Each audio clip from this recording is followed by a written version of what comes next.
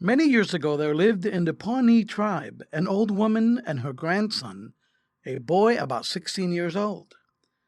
These people had no relations and were very poor. They were so poor that they were despised by the rest of the tribe.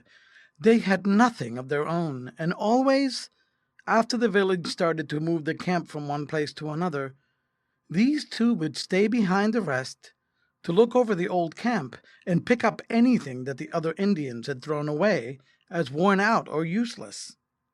In this way they would sometimes get pieces of robes, worn out moccasins with holes in them, and bits of meat. Now it happened one day, after the tribe had moved away from the camp, that this old woman and her boy were following along the trail behind the rest, when they came to a miserable old worn-out dun horse, which they supposed had been abandoned by some Indians. He was thin and exhausted, was blind of one eye, had a bad sore back, and one of his forelegs was very much swollen. In fact, he was so worthless that none of the Pawnees had been willing to take the trouble to try to drive him along with them. But when the old woman and her boy came along, the boy said, "Come now, we will take this old horse, for we can make him carry our pack." So the old woman put her pack on the horse and drove him along, but he limped and could only go very slowly. The tribe moved up on the North Platte until they came to Courthouse Rock. The two poor Indians followed them and camped with the others. One day while they were here, the young men who had been sent out to look for buffalo came hurrying into camp and told the chiefs that a large herd of buffalo were near, and that among them was a spotted calf. The head chief of the Pawnees had a very beautiful daughter, and when he heard about the spotted calf, he ordered his old crier to go about through the village and call out that the man who killed the spotted calf should have his daughter for his wife. For a spotted robe is tiwaruxti, big medicine. The buffalo were feeding about 4 miles from the village, and the chiefs decided that the charge should be made from there. In this way, the man who had the fastest horse would be the most likely to kill the calf. Then all the warriors and the young men picked out their best and fastest horses and made ready to start. Among those who prepared for the charge was the poor boy on the old dun horse. But when they saw him, all the rich young braves on their fast horses pointed at him and said, "Oh, see! There is the horse that is going to catch the spotted calf," and they laughed at him, so that the poor boy was ashamed and rode off to one side of the crowd, where he could not hear their jokes and laughter. When he had ridden off some little way, the horse stopped and turned his head around and spoke to the boy. He said, "Take me down the creek and plaster me all over with mud. Cover my head and neck and body and legs." When the boy heard the horse speak, he was afraid, but he did as he was told. Then the horse said, "Now mount, but do not ride back to the warriors who laugh at you because you have such a poor horse. Stay right here until the word is given to charge." So the boy stayed there, and presently all the fine horses were drawn up in line and pranced about, and were so eager to go that their riders could hardly hold them in. And at last the old crier gave the word, "Lu-ah! Go!" Then the Pawnees all leaned forward on their horses and yelled, and away they went. Suddenly, away off to the right was seen the old dun horse. He did not seem to run. He seemed to sail along like a bird. He passed all the fastest horses, and in a moment he was among the buffalo. First he picked out the spotted calf, and charging up alongside it, "Urarish!" Straight flew the arrow. The calf fell. The boy drew another arrow and killed a fat cow that was running by. Then he dismounted and began to skin the calf before any of the other warriors had come up. But when the rider got off the old dun horse, how changed he was! He pranced about, and would hardly stand still near the dead buffalo. His back was all right again, his legs were well and fine, and both his eyes were clear and bright. The boy skinned the calf and the cow that he had killed, and then he packed all the meat on the horse, and put the spotted robe on top of the load, and started back to the camp on foot, leading the dun horse. But even with this heavy load, the horse pranced all the time, and was scared at everything he saw. On their way to camp, one of the rich young chiefs of the tribe rode up by the boy and offered him 12 good horses for the spotted robe, so that he could marry the head chief's beautiful daughter. But the boy laughed at him and would not sell the robe. Now, while the boy walked to the camp leading the dun horse, most of the warriors rode back, and one of those that came first to the village went to the old woman and said to her, "Your grandson has killed the spotted calf." And the old woman said, "Why do you come to tell me this? You ought to be ashamed to make fun of my boy because he is poor." The warrior said, "What I have told you is true," and then he rode away. After a little while, another brave rode up to the old woman and said to her, "Your grandson has killed the spotted calf." Then the old woman began to cry. She felt so badly because everyone made fun of her boy because he was poor. Pretty soon, the boy came along, leading the horse up to the lodge where he and his grandmother lived. It was a little lodge, just big enough for two, and was made of old pieces of skin that the old woman had picked up, and was tied together with strings of rawhide and sinew. It was the meanest and worst lodge in the village. Then the old woman saw her boy leading the dun horse with the load of meat and the robes on it. She was very surprised. The boy said to her, "Here, I have brought you plenty of meat to eat, and here is a robe that you may have for yourself. Take the meat off the horse." Then the old woman laughed, for her heart was glad. But when she went to take the meat from the horse's back, he snorted and jumped about and acted like a wild horse.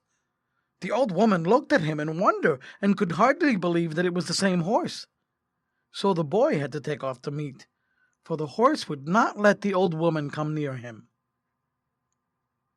That night, the horse spoke again to the boy and said, "Watihes charatat wata." Tomorrow the Sioux are coming, a large war party. They will attack the village and you will have a great battle. Now, when the Sioux are all drawn up in a line of battle and are all ready to fight, you jump onto me and ride as hard as you can right into the middle of the Sioux and up to their head chief, their greatest warrior, and count coup on him and kill him, and then ride back. Do this 4 times and count coup on 4 of the bravest Sioux and kill them. But don't go again. If you go the 5th time, maybe you will be killed, or else you will lose me. Lakutachiks, remember? So the boy promised. The next day it happened as the horse had said, and the Sioux came down and formed in line of battle. Then the boy took his bow and arrows and jumped on the dun horse and charged into the midst of them. And when the Sioux saw that he was going to strike their head chief, they all shot their arrows at him. But the arrows flew so thickly across each other that they darkened the sky. But none of them hit the boy. And he counted coup on the chief and killed him, and then rode back. After that he charged again among the Sioux, where they were gathered thickest, and counted coup on their bravest warrior and killed him. And then twice more, until he had gone 4 times, as the horse had told him. But the Sioux and the Pawnees kept on fighting, and the boy stood around and watched the battle, and at last he said to himself, "I have been 4 times and have killed 4 Sioux, and I am all right. I am not hurt anywhere. Why may I not go again?" So he jumped on the dun horse and charged again. But when he got among the Sioux, One Sioux warrior drew an arrow and shot. The arrow struck the dun horse behind the forelegs and pierced him through, and the horse fell down dead. But the boy jumped off and fought his way through the Sioux and ran away as fast as he could to the Pawnees. Now, as soon as the horse was killed, the Sioux said to each other, "This horse was like a man. He was brave. He was not like a horse." And they took their knives and hatchets and hacked the dun horse and gashed his flesh and cut him into small pieces. The Pawnees and the Sioux fought all day long, but toward night the Sioux broke and fled. The boy felt very badly that he had lost his horse, and after the fight was over he went out from the village to where it had taken place to mourn for his horse. He went to the spot where the horse lay and gathered up all the pieces of flesh which the Sioux had cut off, and the legs and the hoofs, and put them all together in a pile. Then he went off to the top of a hill nearby and sat down and drew his robe over his head and began to mourn for his horse. As he sat there, he heard a great wind storm coming up, and it passed over him with a loud rushing sound, and after the wind came a rain.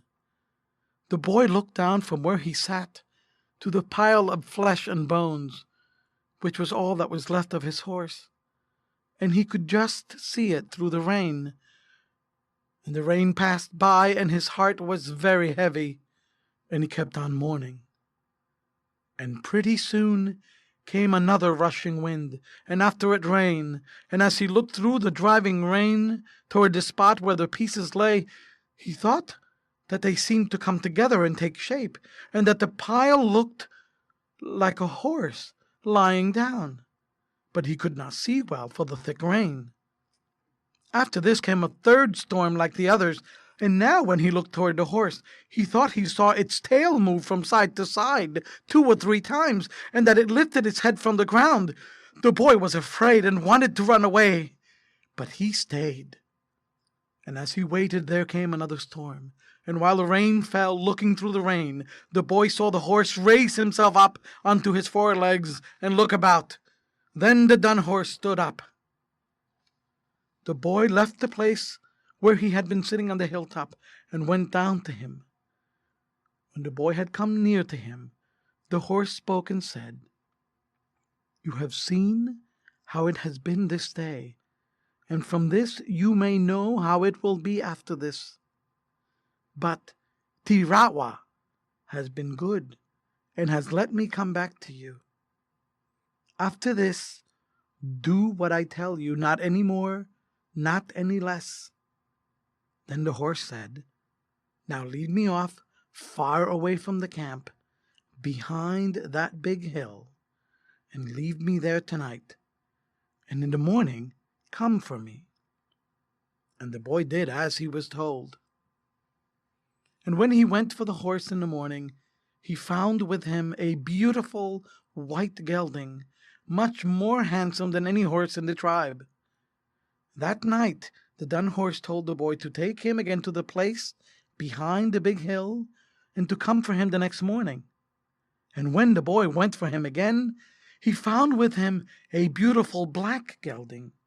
And so for 10 nights he left the horse among the hills, and each morning he found a different colored horse, a bay, a roan, a gray, a blue, a spotted horse, and all of them finer than any horses that the Pawnees had ever had in their tribe before.